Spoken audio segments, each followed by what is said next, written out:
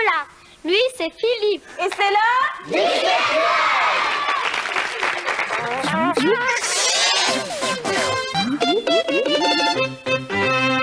c'est le Disney Club qui continue.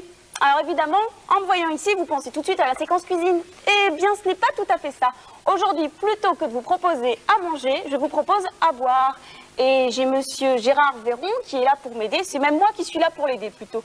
Alors je crois que vous êtes barman. Pas exactement, je travaille à l'école hôtelière de Paris, Jean de Rouen, où j'exerce mon métier d'enseignant. Oui. Alors en plus, aujourd'hui, on va faire un cocktail, mais j'en profite pour faire un jeu. Je crois, comment t'appelles-tu? Xavier. J'ai Xavier à côté de moi, alors je vais lui bander les yeux.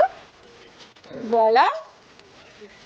Et puis, monsieur Véron va donc faire composer un cocktail. Et puis, Xavier, tu n'auras le droit que de goûter ce cocktail et d'essayer de retrouver par le goût la composition de ce cocktail. Alors allez-y, c'est à vous, Gérard. Écoute le bruit, Xavier, ça peut t'aider.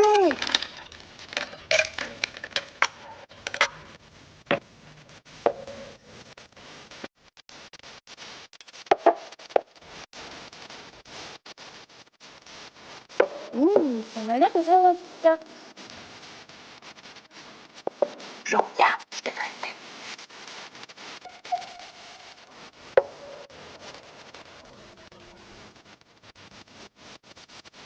Quelle concentration!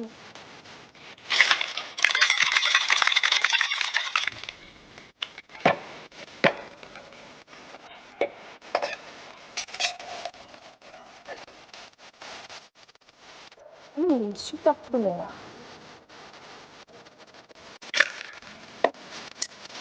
Merci. Son nom, c'est le Fantasia. Le Fantasia. Fantasia, tout simplement. Alors, je te fais goûter, Xavier. Voilà, goûte un petit peu. Voilà. Tu sens bien le goût. Pendant ce temps-là, réfléchis. Et pendant ce temps, je vais te défaire ton foulard. Voilà, tu regardes la couleur. Je vais te passer les pots. Tu as senti le sang aussi, hein, ça peut t'aider. Et je te passe les pots. À ton avis, est-ce qu'il y a de ça? Oui. Il y a de ça? Tu as senti ce que c'était? Je crois que c'est du sirop d'orge là. Tu penses qu'il y en a? Alors vas-y, mets la quantité que tu penses. Voilà. Est-ce qu'il y a de ça? Oui.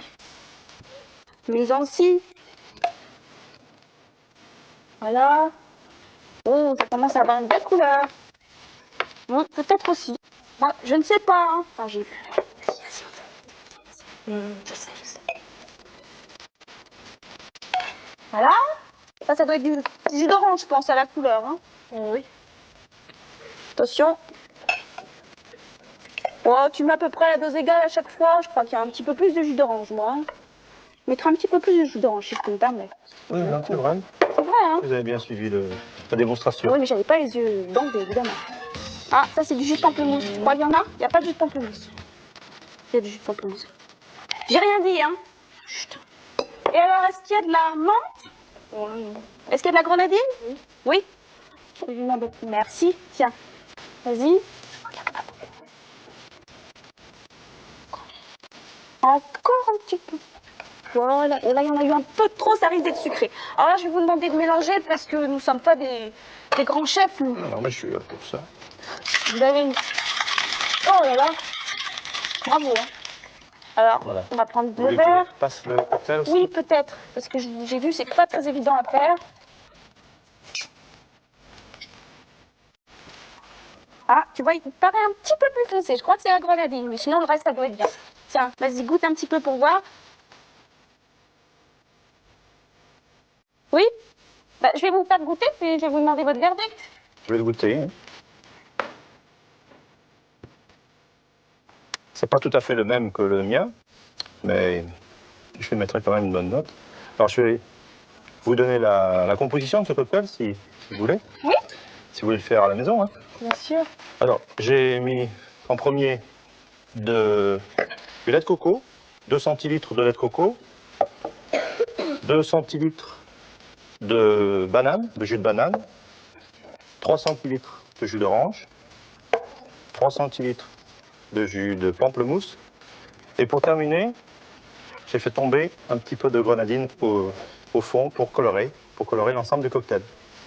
Alors voilà, vous avez tous les secrets de cette superbe recette de cocktail. Mais si vous n'avez pas encore tout compris, vous inquiétez pas, vous retrouverez la recette dans le journal de Mickey. Et tout de suite, après avoir bien bu, vous partez tout de suite dans un restaurant très particulier.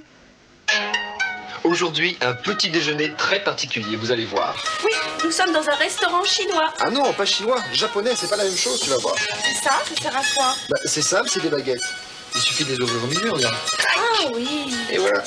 Ah, bonjour. On va prendre un teppanyaki menu, s'il vous plaît, monsieur. Tu vas voir, c'est très bien. Monsieur Kuboyama, vous êtes donc le responsable du restaurant. Et Julie et moi, on a quelques questions à vous poser. Tout d'abord, j'aurais voulu savoir quelle est la différence entre la cuisine chinoise et la cuisine japonaise, puisque tout à l'heure, j'ai eu le malheur de dire que nous étions dans un restaurant chinois. Oui, la cuisine chinoise, on cuit beaucoup avec de la sauce, et tandis que cuisine japonaise, on mange beaucoup de crudités. Autre différence, les cuisiniers japonais n'emploient ni poêle ni casserole. Ils font directement cuire les aliments sur une grande plaque chauffante. Leurs mets préférés sont les coquillages et le poisson qu'ils consomment volontiers cru. Mais le plus étonnant, c'est la dextérité des chefs japonais. Regardez, nous avions eu le malheur de dire que nous étions pressés.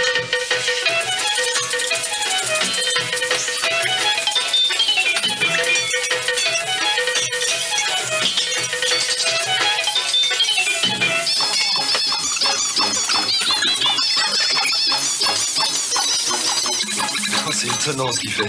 Dites-moi, il faut combien de temps pour avoir une telle expérience? Il faut au moins 10 ans.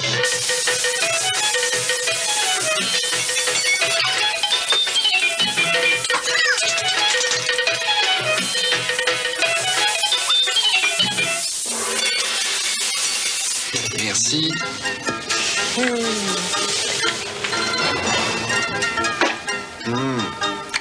Très bon. Hein?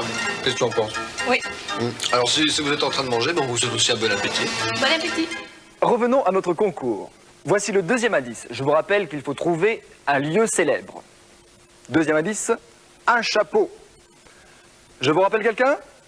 Bref, je n'en dis pas plus. Et maintenant, nous retrouvons le Chevalier Lumière. Le grand cœur d'Ernie va encore lui jouer des tours. Il ramène chez lui un drôle de clochard et les ennuis commencent. Tu es le dernier Chevalier Lumière. Je te... Et non, mon cher Philippe, ce n'est pas Ernie qui vient nous rendre visite sur le plateau du Disney Club, mais Karim et Fabrice, qui font du kendo et vont nous faire tout de suite une démonstration. Bravo, messieurs, à vous.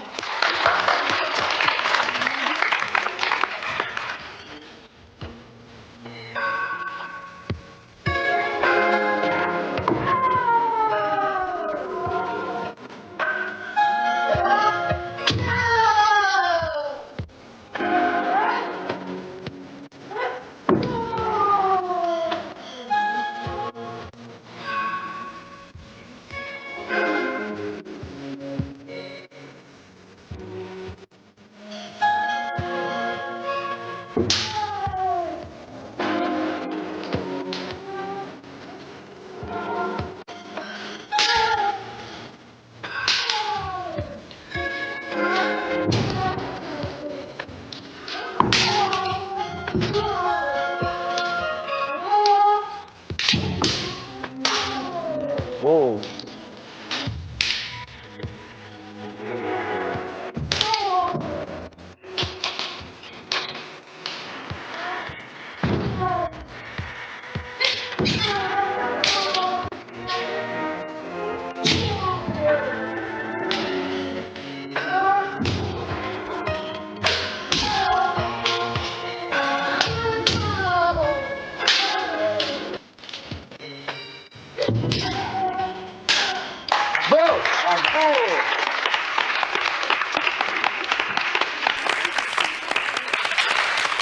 Bravo, c'était vraiment super.